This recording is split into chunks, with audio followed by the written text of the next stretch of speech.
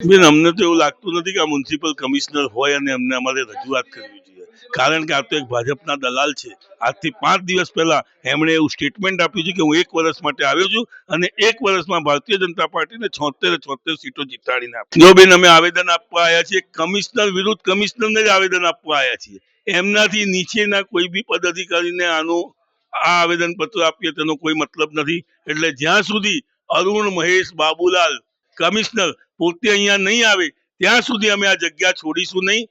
અમારી માંગ છે, અમે આ આવેદન પત્રની કોપી ભૂપેન્દ્રભાઈ પટેલ જે આપણા સીએમ છે તેમને બી મોકલી છે કે અહીંયાથી સાહેબને તાત્કાલિકપણે સસ્પેન્ડ કરવામાં આવે અને એમની ઈચ્છા હોય તો એમને ભાજપના કોઈ પણ પદ આપી અને તેમને ભાજપમાં સમાવેશ કરે. સાહેબનું કામ છે પબ્લિકનું કામ કરવું, ન કે કોઈ પક્ષ માટે કામ કરવું. ભારતીય જનતા પાર્ટીમાંથી તમે નથી આવ્યા, તમને પગાર પબ્લિક ચૂકવે છે, તમે કમિશનર છો, તમારી જવાબદારી છે કે બરોડાના કામો કરવા.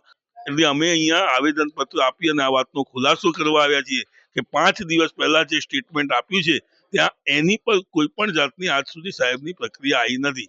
તેનાથી તે હકીકત છે કે સાહેબના આ જવાબો સાચા છે અને તે કબૂલ કરે છે કે હું અહીંયા ભારતીય જનતા પાર્ટીને 76 સીટો જીતાડવા જ આવ્યો છું.